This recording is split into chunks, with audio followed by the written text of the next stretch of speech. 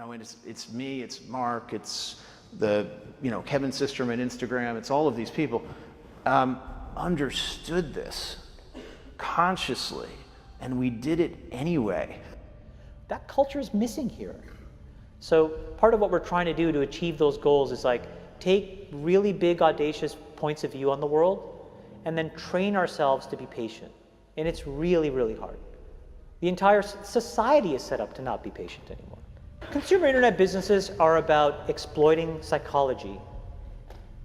And that is one where you want to fail fast because people are unpredictable, and so we want to psychologically figure out how to manipulate you as fast as possible and then give you back that dopamine hit. We did that brilliantly at Facebook. Instagram has done it, WhatsApp has done it, Snapchat has done it, Twitter has done it. So there are great examples. WeChat is doing it. There are great examples of failing fast is the right path to exploiting psychology of mass populations of people. I feel tremendous guilt. I think we all knew in the back of our minds, even though we feigned this whole line of like there probably aren't any really bad unintended consequences. I think in the back, deep recesses of our minds, we kind of knew something bad could happen. But I think the way we defined it was not like this. Turn it off. That's what I would say. It's hard for young people now because they're hooked. They're addicted. If you don't think you're addicted, and I'm talking about anyone, from the highest to the lowest, if you don't think you're addicted, then see if you can turn it off for a week. It got quiet in here, didn't it? Didn't it get real quiet? It's a tool, so we should use it. God has blessed us with free will. Now it's free will magnified, free will on steroids. You're free to go in any direction you want. It will allow you, and it's not the enemy. It's just a reflection of our own free will. And we all want to be liked. But now we want to be liked by 16 million. And will now, some of us, do anything to be liked. We used to do anything to be liked, but it was by the person in front of you. Now it's to be liked by 16 million people that you don't know. We have to ask ourselves, what is the long-term, if not the short-term effect of too much information?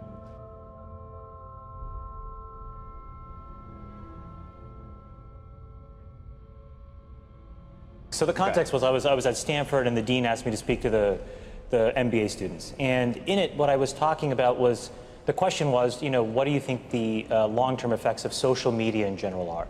And unfortunately what happened was, I think it's easy to characterize what I said just as a Facebook specific thing because I worked there and I was a key part of growing it. The reality of what I was... Explain what you said at the time. So what I said was, I think the tools that have been created today are starting to erode the social fabric of how society works.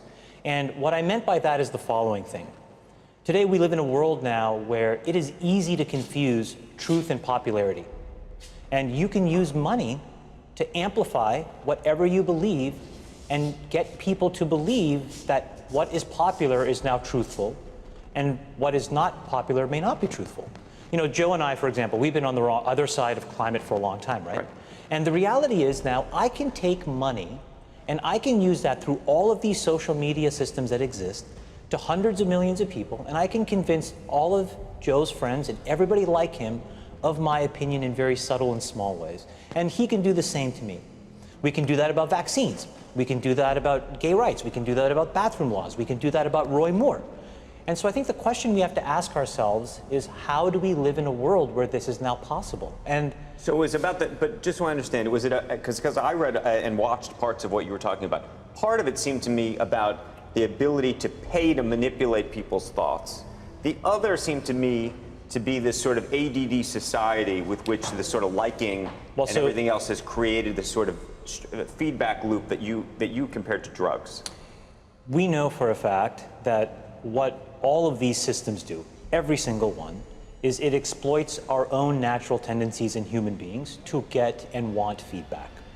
And that feedback, chemically speaking, is the release of dopamine in your brain. And so what these feedback loops do, and they exist everywhere, in Call of Duty, in other video games, in social networking sites, they get you to react. When Facebook was getting going, I had these people who would come up to me and they would say, I'm not on social media. And I would say, okay, you will be. And then they would say, no, I value my real life interactions. I value the moment. I value presence, and I value intimacy. And I would say, well, you're a conscientious objector. That's okay. You don't have to participate, but we'll get you eventually. and like, I don't know if I really understood the consequences of what I was saying. Because the unintended consequences of a network when it grows to 1 billion or 2 billion people, and it literally changes your relationship with society, with each other, with it probably interferes with productivity in weird ways.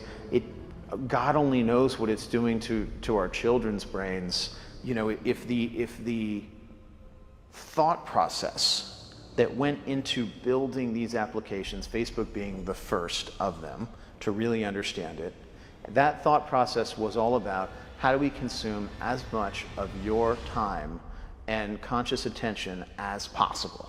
And that means that we need to sort of give you a little dopamine hit every once in a while because someone liked or commented on a photo or a post or whatever. And that's going to get you to contribute more content, and that's going to get you, more likes and comments. I mean, it's a social validation feedback loop that it's like it's exactly the kind of thing that a hacker like myself would come up with, because you're exploiting a vulnerability in human psychology. It literally is a point now where I think we have created tools that are ripping apart the social fabric of how society works. That is truly where we are. And I would encourage all of you, as the future leaders of the world, to really internalize how important this is. If you feed the beast, that beast will destroy you. If you push back on it, we have a chance to control it and rein it in. And it is a point in time where people need to hard break from some of these tools and the things that you rely on. The short-term dopamine-driven feedback loops that we have created are destroying how society works.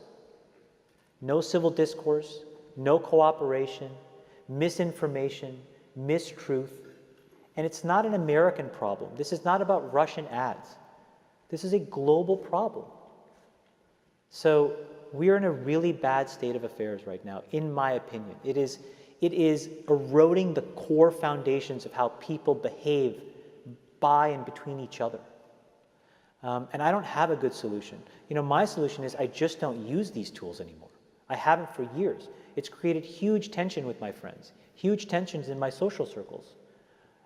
If you look at my Facebook feed, I've posted maybe 2 times in 7 years, 3 times, 5 times. It's less than 10. And it's weird. I guess I kind of just innately didn't want to get programmed. And so I just tuned it out. But I didn't confront it. And now to see what's happening, it really bums me out. Think about, there were these examples where there was a hoax in WhatsApp where in some village in India, people were afraid that their kids were going to get kidnapped, etc. And then there were these lynchings that happened as a result, where people were vigilante running around. They think they found the person, and seriously? That's what we're dealing with. Imagine when you take that to the extreme, where bad actors can now manipulate large swaths of people to do anything you want. It's a really, really bad state of affairs. And we compound the problem, right? We curate our lives around this perceived sense of perfection because we get rewarded in these short-term signals, hearts, likes, thumbs up, and we conflate that with value and we conflate it with truth. And instead what it really is fake, brittle popularity that's short-term and that leaves you even more, and admit it, vacant and empty before you did it. Because then it forces you into this vicious cycle where you're like, what's the next thing I need to do now? Because I need it back. Think about that compounded by 2 billion people. And then think about how people react then to the perceptions of others. It's really bad. So you're training your brain here, whether you think it or not, whether you know it or not, whether you acknowledge it or not. Acknowledge that these things where you're spending hours a day are rewiring your psychology and physiology in a way that now you have to use to go and figure out how to be productive in the commercial world. So if you don't change this, you are going to get the same behaviors over here. Change this. There's a reason why Steve Jobs was like anti-social media. I am telling you I'm not on these fucking apps. I'm not him by any stretch of the imagination. But I am proactively trying to rewire my brain chemistry to not be short-term focused. I'm telling you they're linked. And I think that if you get too desensitized and you need it over and over and over again, then you become actually detached from the world in which you live. You become callous, you become crude. And you live in front of your screen. But Chamath, let me ask you this, because the thing that I've been so concerned about is Facebook just announcing that you're going to be having some app that you can use when you're 7 to 13. I mean, it's one thing for us to be doing this, but to be hooking your kids on something that you're describing as a dopamine fix at that age, that's crazy. So look, I think in the case of Facebook specifically, I think they have probably done more than any other company, quite honestly, to try to fix it because of all of the companies, and I've seen them all up close. They're the most, frankly, to be very blunt and honest, the best run and the most technically sophisticated. But they're also emailing me if I haven't logged onto Facebook for a while saying, hey, did you see the post from so-and-so? Did you see the post from so-and-so? Trying to lure you back in. And again, we can make those decisions as adults, but as children, that is a different... Well, I think the product, and I don't know it quite honestly in as much detail as I should, but I think the way that that product works, because of privacy laws in the United States, you actually have to get parental permission. The point, though, is, and what you're bringing up is, I think, is the most important thing. We all have never taken a step back and actually asked ourselves, how should we be interacting with these things now, 7 years into it? And what should we be expecting of the internet at large? Look, the reality may be the entire business model of the internet may be fundamentally somewhat broken, right? Because we allow ourselves to get interacted with in ways where we don't necessarily control the medium or the messenger. And we are not putting up any barriers to ever give yourself any downtime from that either. Exactly. And so it may mean that we all collectively need to figure out, not just individuals, but also the companies, also governments, quite honestly, how different business models need to exist so that we can actually divorce ourselves from how this stuff is working. So what goes on? Tonight here, a warning about Facebook and what some believe it's doing to kids. The warning comes from two of the company's earliest executives. Carter Evans is following this. We kind of knew something bad could happen. Chamath Palihapitiya, a former Facebook executive once in charge of user growth, now says he has tremendous guilt about the social network he helped build. We have created tools that are ripping apart the social fabric of how society works. And it's influencing the next generation.